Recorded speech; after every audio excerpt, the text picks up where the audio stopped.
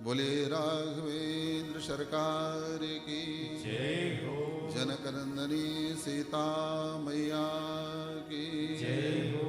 गायत्री माता की जय हो। गंगे मैया की जय हो। हनुमंतलाल महाराज की जय हो।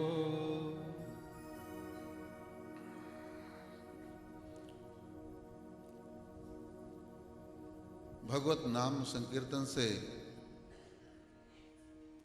हमारा मन शुद्ध होता है, इसलिए बीच बीच में संत महात्मा संकीर्तन करवाते हैं, कथावाचक संकीर्तन करवाते रहते हैं, ताकि हमारा मन में कुछ यहाँ वहाँ की बातें प्रवेश ना करने पाएं, उस मन को हम परमात्मा से ही भरे रखें। बाबा जी ने श्री राम कथा को सोपानों की संज्ञा दी है। इसमें सप्त सोपान है।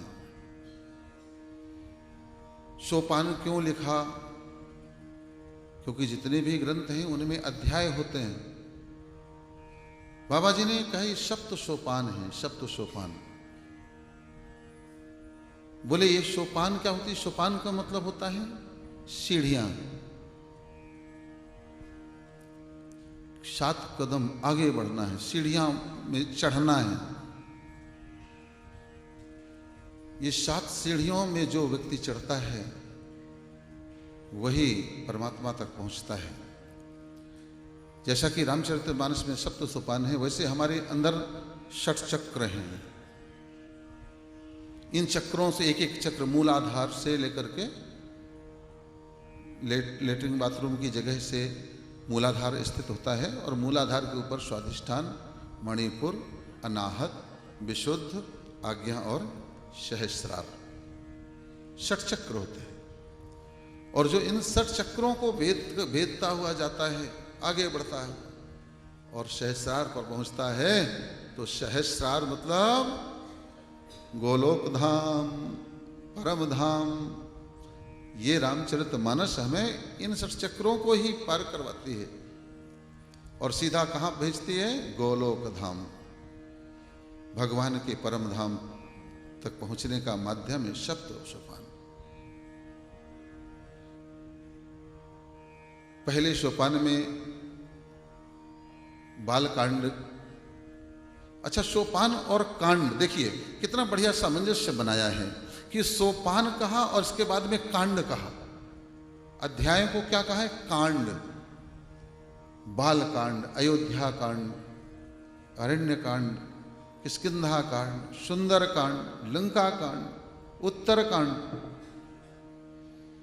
तो अर्थात क्या है कि 7 सोपान, एक एक सीढ़ी आप चलेंगे तो एक आपके जीवन में एक एक घटना घटित होगी। कांड का मतलब क्या होता है? घटना जो अनायास ही घटित होती है, उसको क्या कहते हैं? घटना। कहते ना, अरे ऐसी घटना घटित हो गई जिसकी हम अपेक्षा नहीं कर रहे थे, जो कि पहले से कुछ निश्चित नहीं था कि ऐसा होने वाला है, मगर घटित हो गई वो, तो उसको क्या कहते हैं?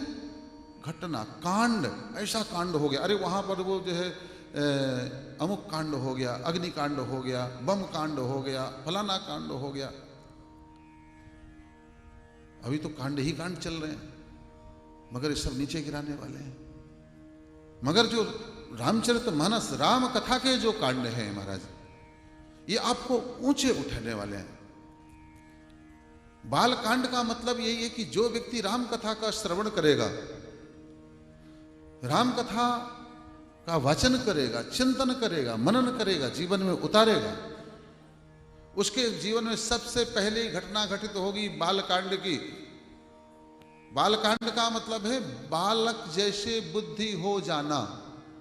बाल बुद्धि। बाल बुद्धि का मतलब क्या है? जहां की राग नहीं, द्वेष नहीं, ईर्ष्या नहीं, घृणा नहीं, नफरत नहीं, छल नहीं, कपट नहीं, निर्विकार हो जाना।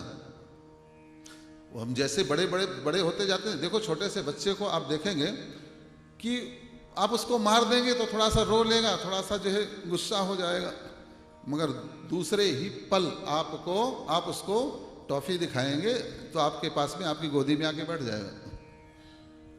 वो गांठ नहीं बांधता कि अरे इसने तो मुझे मारा था, मैं इसके पास में कभी नहीं जाऊंगा, उसके अंदर गांठ नहीं होती है ना।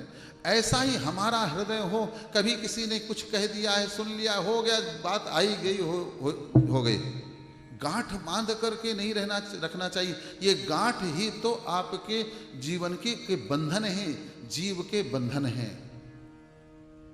कोई हमारे साथ अच्छा करता है तो राग की गांठ बंध जाती है, कोई हमारे साथ में गलत व्यवहार कर देता है तो द्वेष की गांठ बन जाती है। और भगवान ने कहा है, इंद्रियस्य इंद्रियस्यार्थे राग द्वेषो व्यवस्थितौ तयोर्नाम समागच्छे। हे अर्जुन, ये इंद्रियों और इंद्रियों के मूल में ही ये राग और द्वेष रूपी दो शत्रु जीव के जो है अंदर छिपे हुए हैं, इनके बस में मत होना। क्योंकि तयुष है परिपंथी नो, ये परिपंथी है। क्या है परिपंथी? परिपंथी मतलब रास्ते में चलते हुए पथिक को जो लूट लेता है, चोर लग करके उसका सब छीन लेते हैं, परिपंथी बोलते हैं उसको। तो ये परिपंथी है। जीव भी तो यात्रा कर रहा है ना, जीव यात्रा कर रहा है। आप यात्रा कर रहे हैं कि नहीं कर रहे हैं?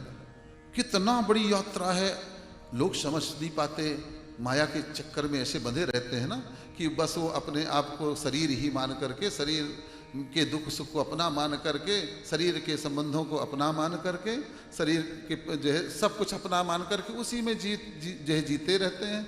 उन्हें पता भी नहीं चलता कि हम यात्रा कर रहे हैं। तो इस भवसागर से पार होने के लिए जब जीव चलता है तो राग और द्वेष रूपी दो शत्रु मिलकर के इसको लूट लेते हैं। राग की गांठ पड़ जाएगी या कि द्वेष की गांठ पड़ जाएगी, और दोनों ही बंधन के कारण हैं। किसी से बहुत राग कर लोगे तो भी बंध जाओगे, और फिर यही अधोगामी होना पड़ेगा, और किसी से द्वेष कर लोगे तब भी वही होगा, है ना। राग में क्या करता है व्यक्ति? मरते समय, ओ मेरे बेटे को बुला दो, ओ मेरी बेटी को बुला दो, ओ मेरा फलाने को बुला दो, मैं उसको देखना चाहता हूं। महाराज, हमने देखा है, अपने छोटे छोटे थे हम लोग बचपन में, हमारा परिवार बहुत बड़ा, तो हमने देखा है हमारे ताता, ताऊ, चाचा, दादा और दादी, हमारे सामने बहुत मौतें हुई हैं। तो हमने देखा है कि कहा करते थे लोग कि अभी दादाजी के प्राण नहीं निकल रहे। बोले क्यों? अभी बड़ी बेटी पर अटके हुए हैं, नहीं आई, बड़ी बेटी पर अटके हुए हैं, जिससे जिस लगाव ज्यादा हो जाता है ना। और यह भी देखा है कि वास्तव में जैसे बड़ी बेटी आई है, उसको देखा है, स्पर्श किया है, और बाबा दादाजी का राम नाम सत्य हो गया। अब दादाजी कहाँ गए होंगे? हमारी सद्भावना है कि हम सबको लिख देते हैं स्वर्गीय। कोई भी जो है प्राण छोड़ करके जाता है हमारा परिजन, तो जब उसकी तस्वीर कहीं लटकाते हैं उसका, या कि उसका संबोधन करते हैं, तो हम कह देते हैं स्वर्गीय फलाने फलाने। अब ये तो वही जानता है जो गया है, स्वर्ग गया कि नरक गया है, ऊर्ध्वगामी हुआ है कि अधोगामी हुआ है, ये तो वही जान सकता है महाराज, है ना। ऐसे जीव का उद्धार नहीं होता। इसलिए राग और द्वेष दोनों बंधन हैं। तो दोनों हमारे राग और द्वेष कब खुलेंगे? बाल कांड की घटना घटित हो गई। फिर जब बालक जैसे बुद्धि हो जाएगी तो क्या होगा? अयोध्या कांड की घटना घटित होगी आगे, जहां युद्ध नहीं होंगे। और जब इतनी निर्मलता आ गई, पावनता आ गई, निश्चलता आ गई, निष्कपटता आ गई, तो फिर युद्ध कहेगा भाई? है? छल कपट, राग द्वेष, मोह, लोभ, काम, क्रोध जब ज्यादा होता है तभी सारे युद्ध होते हैं। लोभ के कारण हम दूसरे का छीनेंगे, झपटेंगे, खींचेंगे, लेंगे, स्वाभाविक युद्ध होंगे। मगर जहां ये सब समाप्त हो जाए तो युद्ध काहे का होगा? फिर व्यक्ति कहां निवास करता है? सरयू की भक्ति के किनारे, मस्ती में, भाड़ में जाए। 4 दिन की जिंदगी है, हम क्यों जो है इस लफड़े में पड़े, कौन क्या ले लिया, कौन क्या दे दिया, कौन क्या छीन लिया। अब भी अगर प्राण निकल जाएगा तो वैसे ही छूटना है सब है?